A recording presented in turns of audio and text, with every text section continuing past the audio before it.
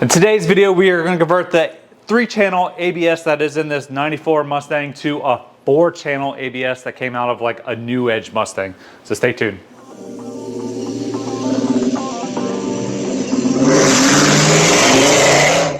Welcome to another video. The last project that I have on this car is fixing the ABS. It's been broken, so that was one of the things that I was tasked with, was to see what we can do to get this ABS back working. He has thrown some parts at it, so he's put new sensors at all 4 corners, but it is still not working. There is a diagnostic port right here that you can jumper out some pins, get the ABS light to turn on, and then it will also flash codes at you that you can then look up. So I've done all that, and it's not doing anything. It's not flashing, it's not turning the light on. I get to get the light to turn on by jumpering other pins, so I know that the wiring is good back to there, and I've checked the power, but yeah, I think that ABS unit is dead. So this one is a 3-channel brake system, which that means it can control both front wheels, and then it sends one signal back to control both of the back wheels. So this is an older system. We want to upgrade it probably to a newer like 4-channel one where each wheel would have its own brake control, and that's what I'm going to do. It doesn't seem like it'd be too hard. There is a nice like port or connector right here that I can basically make an adapter to. So we're going to put in a 4-channel ABS. We're going to put in one from a 99 Cobra.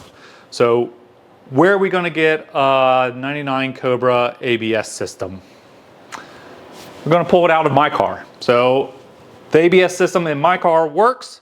It's from a 99 Cobra, so we're going to take that one out and throw it into this car because I'm in the process of upgrading my ABS to a much newer system.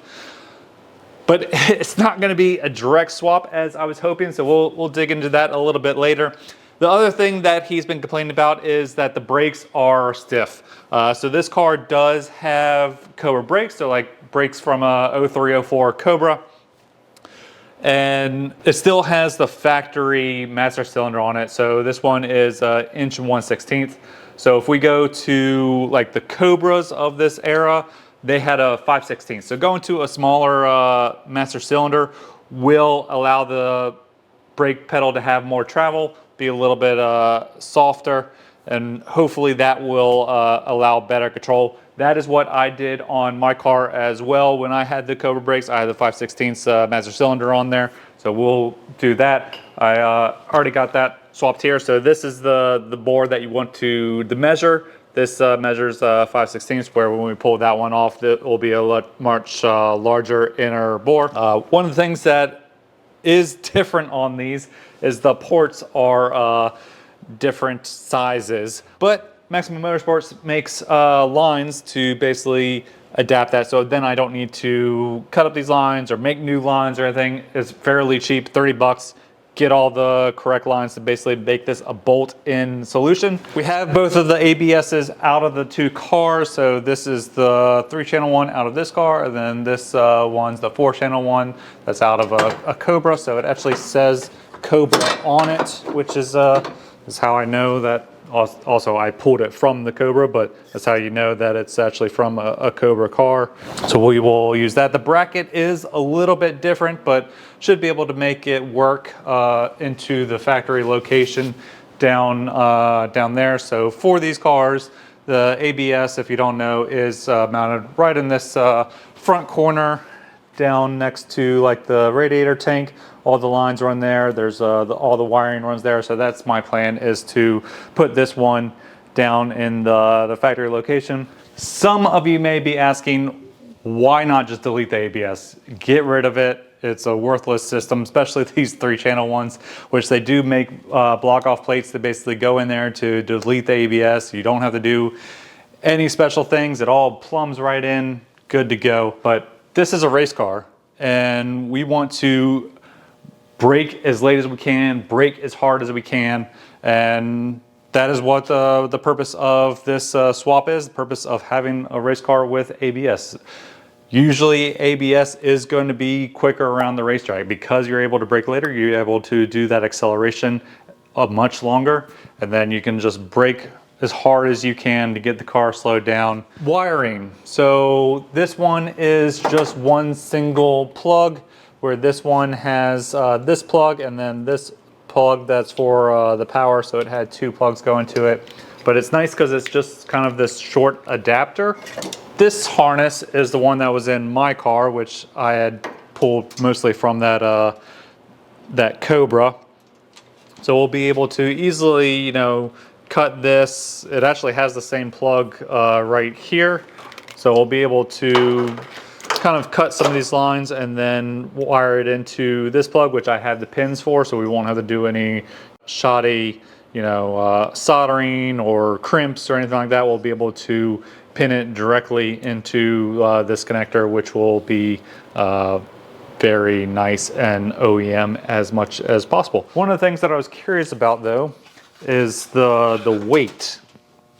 It seems like there's quite a bit of difference between these. This one is pretty hefty, so let's see what it comes in at. So we are at 12 pounds, 10.5 ounces. Pretty heavy. And then this guy, much lighter, but still got some heft to her. So we are at 9 pounds and 11.1 ounces. So what's that, 3 pounds difference basically? So 3 pounds off the nose. That's pretty good, because that is quite a far forward from the axle line. It would be good to like be able to mount it somewhere else, but it's a lot of work to be able to run the wiring and the brake lines to run it somewhere else. There's also the safety aspect of, you know, putting that inside the cabin. But we'll do this this down here in the factory location. Will be really good, and I will start working on that. Master cylinder and the ABS are all done. It was a little more involved than I thought, just really tedious, and there were a few changes. So as you can see, that is where the ABS used to be. It is no longer there because the later units are just a little bit bigger, and I was hitting this coolant bottle. So yes, I could have moved it rearward, and that would have gave enough clearance, but then I kind of got into the serpentine area, and I don't know what the future really holds for the engine, so I didn't want to cause any engine clearance issues by moving that ABS back. So I moved it into the fender, and I have to say that I really like how it turned out. So we are totally clear of the tire. I am going to put a little bit of a shield here because the inner fender well has been cut out on the front. He does have some of it, but it's been cut out on the front side. So I did put a little bit of shield, and that will also help, you know, cover this filter so it doesn't get covered too much in rocks like this. But yeah, we are done with the install of the ABS.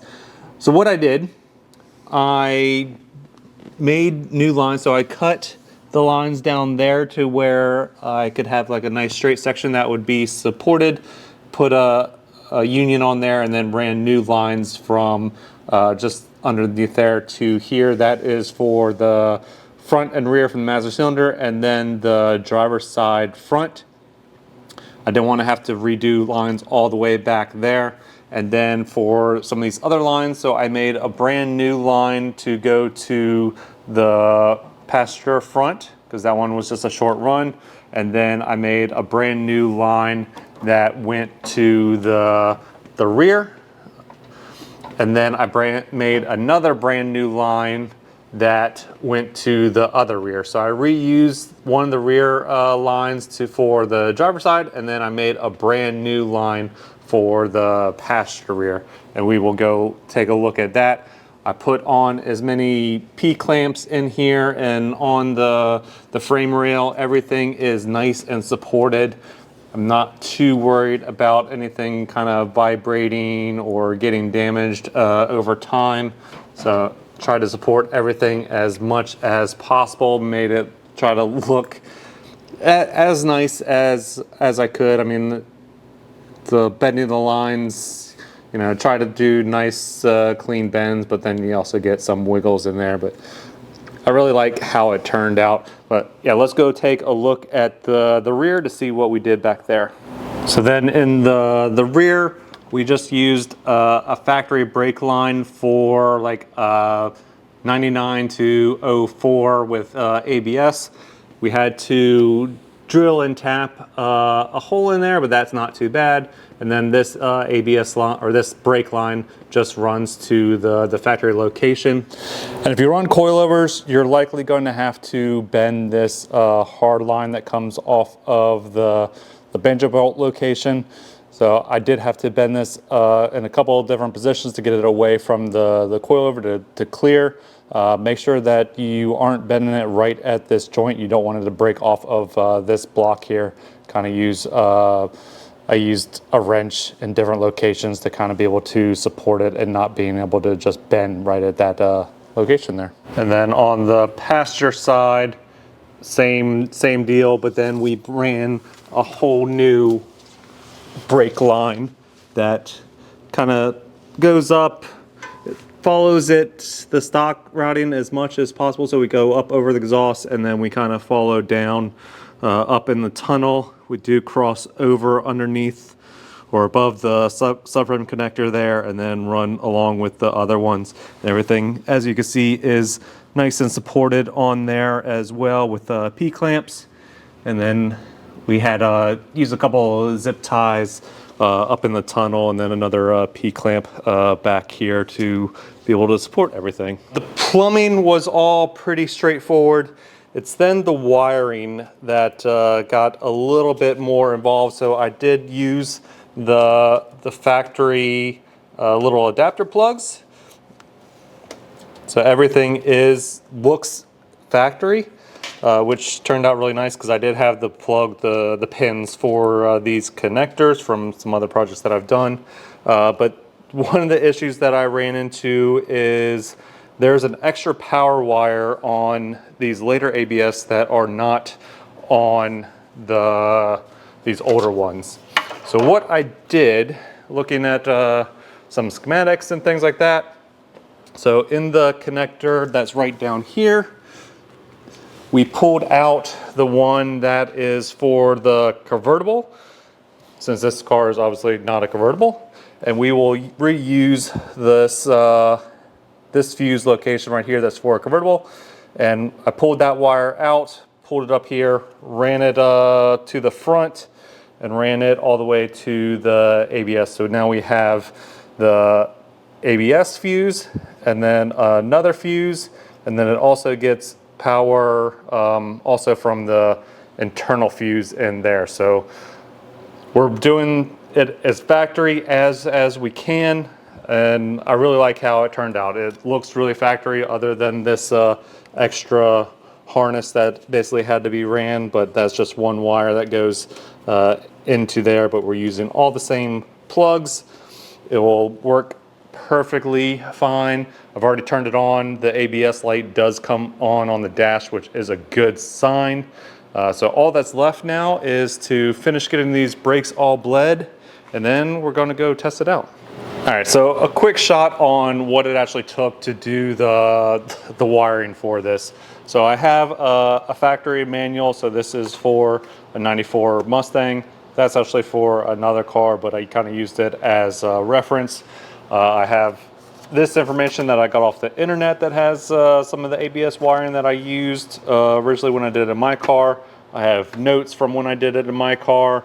I went and made a spreadsheet with the wiring from the connector for the 94 one, just to make sure that it did match up with this one, and then I could actually write down numbers because this one didn't really have the numbers of the pins. And these are the pins that I used.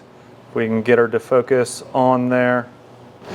So yeah, it was definitely not just a plug and play solution. It did take a little bit of thinking. Like I said, there was a whole extra power pin on the newer ABS that this old one did not have. But after getting that kind of figured out and going through the schematics, we got everything, I believe, to work up correctly. Took the car for a drive. This is actually the second drive that I've gone on. The first one, hit the brakes and they locked up. No ABS was kicking in. Took it back, looked it over, found that I had a wire that was in the wrong position, fixed that. So we're taking it out for the second drive, hit the brakes, everything works beautifully. The ABS kicks in, the travel of the brakes feels really, really good. So do that a couple times and we're golden. The car is ready to go hit the track. ABS swap on this car is all complete. It's not really too difficult as a went over, but it is really tedious in the wiring and the plumbing changes to make it work on this older vehicle. The master cylinder feels really good, has good pedal travel. It's not too soft, not too hard. Hopefully the owner will like it. It will take a little bit, I think, to get used to, but I think he'll be able to adapt really quickly, have more control of the actual braking pressure. And yeah, that completes this car. So I can now start focusing on my car. This one is ready to rip for the autocross season. So see you guys in the next one. Thank you for watching. Later.